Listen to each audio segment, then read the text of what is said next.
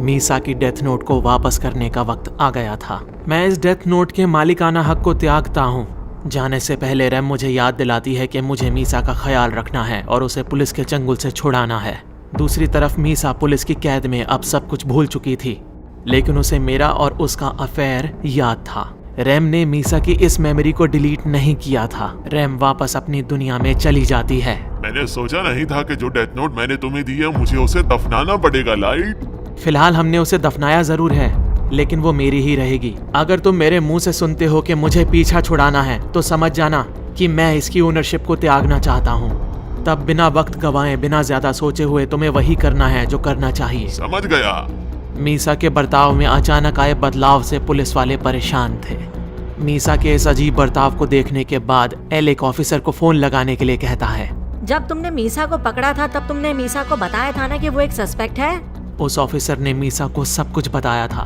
मीसा को बताया गया था कि वो सेकंड कीरा हो सकती है। आंखों पे पट्टी बांधते वक्त और हथकड़ी लगाते वक्त उसने कोई आपत्ति जाहिर नहीं की थी, बल्कि वो ऑफिसर्स के साथ ऐसे पेश आ रही थी जैसे उसने एक्सेप्ट कर लिया हो कि वही कीरा है। मीसा लगातार एल को स्टॉकर कह रही थी। अचानक इसके बर्ताव में ये बदलाव क्यों आया है, कुछ समझ में नहीं आ रहा। क्या तुम्हें पता भी है कि तुम्हें यहाँ पर इस कैद में क्यों लाया गया है? मीसा को लगता है कि उसे यहाँ पर इसलिए लाया गया है क्योंकि वो एक सेलिब्रिटी है और उसे किडनैप करके लाया गया है, ना कि पुलिस में कैद किया गया है। अच्छा ये बताओ कि लाइट यागामी कौन है और उसके पास तुम क्यों गई थी? मीसा जवाब में कहती है कि वो अपने बॉयफ्रेंड को भला कैसे भूल सकती है। जब मैंने पहले इससे लाइट के बारे में पूछा था तब तो इसने मुझे कुछ नहीं बताया था। आखिर बात क्या है? एल मुझे इंटरोगेशन के लिए बुलाता, उससे पहले मैं खुद ही वहाँ पर उसके पास पहुँच गया। मुझे अफसोस है कि मैं कीरा का सस्पेक्ट हूँ। अब मुझे आगे क्या करना है रियोजाकी? रेप एम्बर मारे जाने से पहले मेरे बारे में ही इन्वेस्टिगेशन कर रहा था। 22 तारीख को भी मैं उस शहर में मौजूद था और मीसा जिस पर आरोप लग रहा है कि वही दूसरी कीरा है, वो मुझसे मिली। अगर मैं एल की जगह पर होता तो शायद मुझे भी अपने आप पर शक होता। डैड, इंटेरोगेशन में मैं पूरा सपोर्ट करूंगा। जो एल कहेगा मैं करने के लिए तैयार हूँ। मैं होश में कभी किसी की जान नहीं ले सकता, लेकिन हो सकता है कि नींद में चलकर मैंने किसी को मारा हो। ऐसा नहीं है, क्योंकि हमने तुम्हारे घर पर कैमराज इंस्टॉल किए थे। तब तुमने ऐसा कुछ नहीं किया था। तुम नींद में नहीं चले थे। कैमराज? तब तुमने अपना नॉर्मल शेड्यूल फॉलो किया था और क्रिमिनल्स तब भी मर रहे थे। लेकिन इसका मतलब ये नहीं कि तुम कीरा नहीं हो सकते। इससे सिर्फ एक बात साबित होती है कि अगर तुम कीरा हो तब तुम्हें कैमराज भी नहीं पकड़ सकते। तब पुलिस ऑफिशियल्स आपस में डिस्कस करते हैं कि उनकी नजर हर वक्त हर घंटे मुझ पर नहीं थी। जब मैं घर से बाहर होता था तब मैं क्रिमिनल्स को मौत के घाट उतार सकता था। बिना बुलाए लाइट का इस तरह यहाँ पर आना मुझे कुछ दाल में काला लग रहा है। क्यों ना मीसा की तरह मैं इसको भी कुछ दिन के लिए कैद कर दूं। उसके बाद कुछ क्रिमिनल्स का नाम हम आम कर देंगे और अगर वो मर जाते हैं तो फिर ये बात साफ हो जाएगी कि लाइट कीरा नहीं है। क्या तुम खुद को कैद करवाने के लिए तैयार हो लाइट? मेरी कुछ समझ में नहीं आ रहा रियोजाकी। अगर तुम्हें लगता है ये सही है तो मैं तैयार हूँ।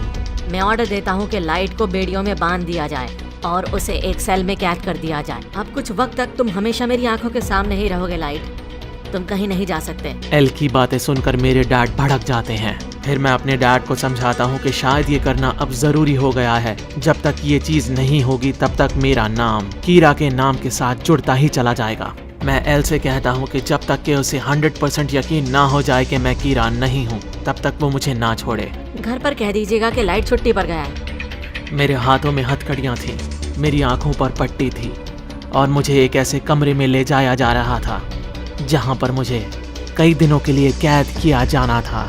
एक बात बताओ, यहाँ पर सेब कैसे मिलेंगे लाइट? अब मैं और मीसा हम दोनों कैद में थे। तभी एल के पास मेरे डैड अचानक आते हैं और वो कहते हैं कि उन्हें इस इन्वेस्टिगेशन से हटा दिया जाए और उन्हें भी मेरी तरह कैद कर दिया जाए। मेरे डैड कहते हैं कि अगर उनका बेटा यहाँ पर कैद रहेगा तो शायद वो इन्वेस्टिगेशन में पूरी तरह से पुलिस की मदद ना कर पाए।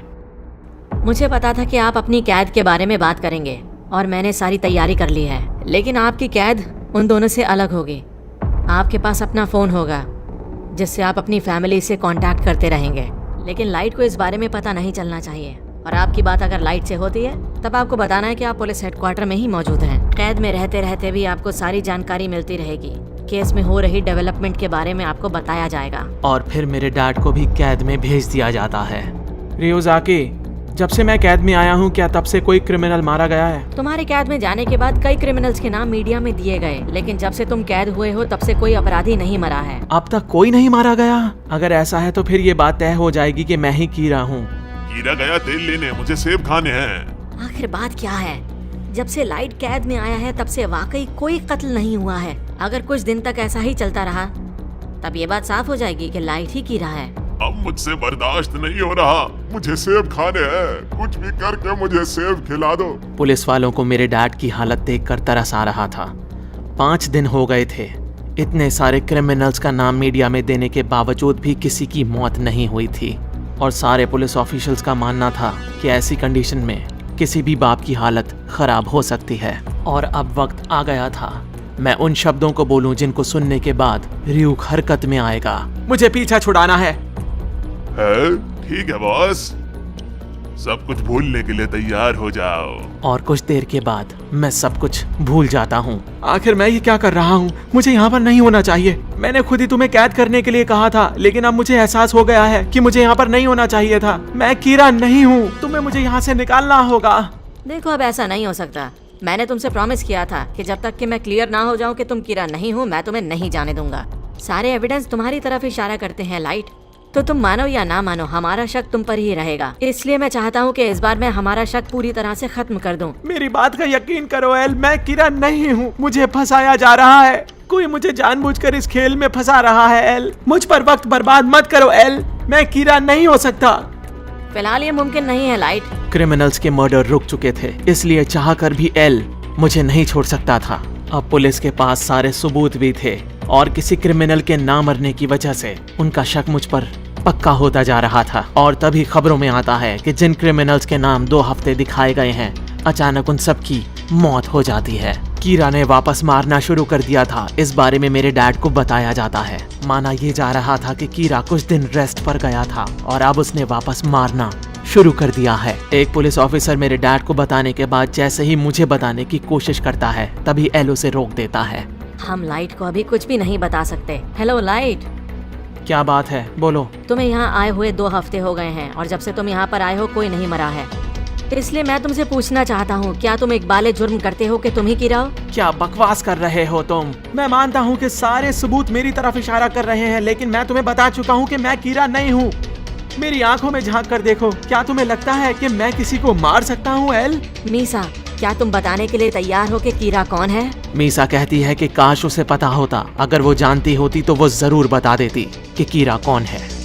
मीसा बताती है कि उसके पेरेंट्स को जान से मार दिया गया था और जिस लुटेरे ने उसके पेरेंट्स को मारा था, कीरा ने उसको मौत के घाट उतारा था। इसलिए कीरा हमेशा उसकी नजर में हीरो ही रहेगा। आखिर यहाँ पर चल क्या रहा है यार? मेरी कुछ समझ में नहीं आ रहा।